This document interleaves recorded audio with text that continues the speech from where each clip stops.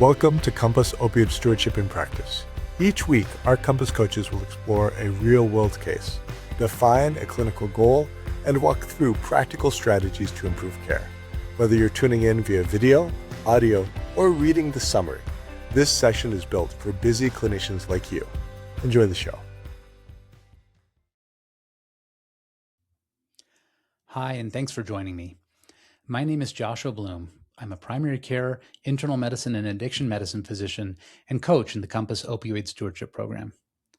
This week's case will review talking to your patients about cannabis use, especially but not limited to the context of chronic pain and opioid use. So Rick is a 36-year-old male with chronic back and neck pain. He works as a computer programmer, logging long hours in his office chair, which doubles as his gaming chair. He says that if he twists his neck or back the wrong direction, he experiences severe pains across his entire low back and up into his neck. He manages his pain with hydrocodone acetaminophen, 4 tablets daily, along with daily cannabis use, which he says is helpful for pain, anxiety, and sleep. Lately, his pain has been worse, and he's increased his doses to 6 tablets a day and has now run out early and is requesting an early refill. For such a common drug, talking to our patients about cannabis use can be difficult and nuanced. Patients and even providers tend to discount the potential harms of regular use and routinely miss warning signs of a use disorder. In the next few minutes, we're going to review how cannabis use impacts pain and opioid use, the common side effects and withdrawal syndrome associated with cannabis use, and how to screen for and diagnose cannabis use disorder. Medical cannabis use is legal in 38 states and recreational use in 24. Only 3 states have no legal formulation whatsoever.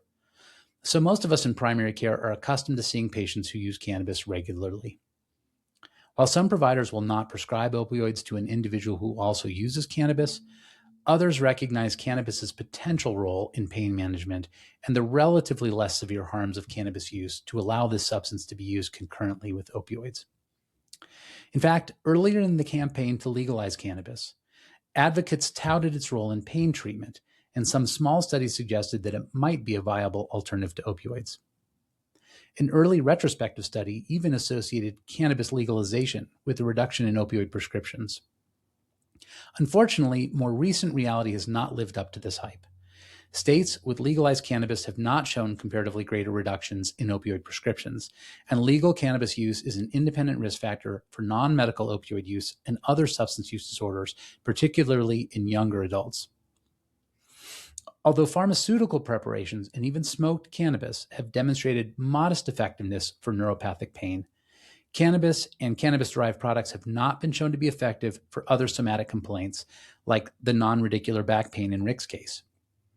On the other hand, cannabis can cause significant side effects, and regular cannabis use can even be associated with greater pain sensitization. In addition to feeling intoxicated, cannabis impairs short-term memory, increases appetite, and worsens psychomotor coordination. At high doses, individuals can develop paranoia or even delirium or psychotic symptoms. Cannabis can also unmask psychotic disorders, which can present earlier in life in individuals who regularly use cannabis. Cannabis worsens driving dexterity, and cross-sectional studies suggest a moderate increase in traffic accidents. With chronic use, cannabis can worsen anxiety, disrupt sleep, and have cardiac and pulmonary adverse effects. Additionally, regular chronic use commonly leads to cannabis use disorder. According to a 2022 systematic review, 36% of individuals who use cannabis 5 or more days per week meet criteria for a cannabis use disorder. We're going to talk more about that in just a moment.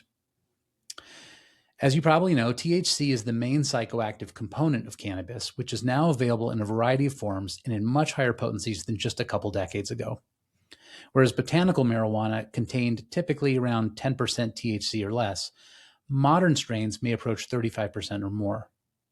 Beyond that, concentrates like butane extracted hash oil may contain 90% THC or even higher. Some younger users may use vape or dab systems, while others may ingest edible products. With the increase in THC potency in nearly all forms, cannabis withdrawal is now common in individuals who use daily or near daily. Unfortunately, withdrawal symptoms are frequently mistaken for the symptoms which lead to cannabis use in the first place. These include anxiety, irritability, depression, low appetite, disrupted sleep, and restlessness.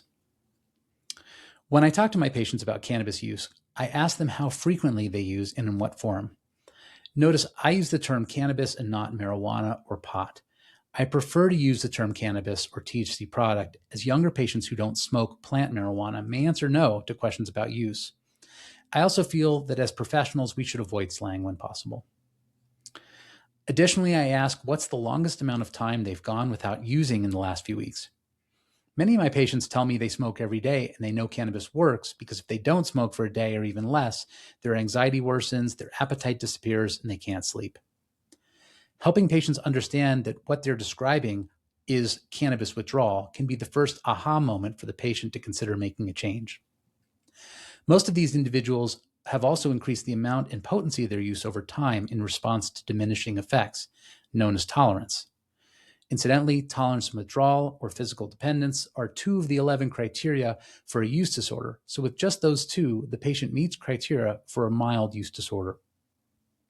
If you add in social impacts like spending a large amount of money on cannabis products and impacts on relationships or work, patients can quickly escalate to a moderate use disorder. In the case of our patient Rick, part of why he works from his home is because he feels anxious in the office setting and because it allows him to smoke throughout the day to control his anxiety and pain. Based on these criteria and the symptoms of physical dependence, Rick meets criteria for a moderate cannabis use disorder. Back to the question of pain, regular cannabis use can also sensitize individuals to pain, particularly post-operative pain. A large retrospective study found that regular cannabis users reported higher pain scores and used 30% more opioids in the first 24 hours after surgery. This phenomenon has led to a recommendation by the American Society of Regional Anesthesiology to screen all patients for regular cannabis use preoperatively. Talking to Rick about his cannabis use, I identified his tolerance and his withdrawal and pointed out that frequent high-potency use was having financial, psychiatric, and personal impacts on his life. Rick was initially resistant to talking to me about this, but agreed to an ongoing conversation about options. I referred Rick to physical therapy, and we discussed the role that his prolonged sitting and keyboard use was likely having on his pain. I also suggested timed breaks for movement and a local yoga program, and reinforced the expectation of adherence to the controlled substance agreement. At a later visit, I continued to use the brief intervention model to offer information about cannabis risks and options for treatment. Rick eventually acknowledged that his cannabis use was having some negative impacts on his life and expressed interest in reducing his use. So let's finish with a few takeaways and clinical pearls. First, both legal and illegal cannabis use is highly prevalent. In states where it's legal, don't only ask about smoking pot or marijuana, as a lot of individuals may use vape products, concentrates, edibles, and even topical tinctures. Second, while pharmaceutical preparations and smoked cannabis have demonstrated moderate efficacy for neuropathic pain in low to moderate quality studies, cannabis is not effective for other pain syndromes and isn't beneficial for psychiatric conditions like anxiety. Next, cannabis use disorder is present in about 1/3 of all regular users. Be sure to screen frequent cannabis users using a tool like the Cannabis Use Disorders Identification Test, or CUDIT, or ask about tolerance, withdrawal symptoms, and other impacts. Follow up with the screening, brief intervention, and referral to treatment model, or SBIRT model, can be a helpful technique. Next, regular cannabis use is also associated with opioid misuse and other substance use. Screen patients using both opioids and cannabis more frequently for other substance use. And finally, regular cannabis use may predispose individuals to opioid misuse and may worsen postoperative pain control. Be sure to identify and counsel cannabis-using patients prior to surgical interventions. Thanks so much for your attention today. This show has been brought to you through the generous support of the Centers of Medicare and Medicaid Services. Thanks for joining this week's Compass Opioid Stewardship in Practice. Thank you for being part of the Compass Opioid Stewardship Program, and thank you for all you do caring for your patients. See you next time.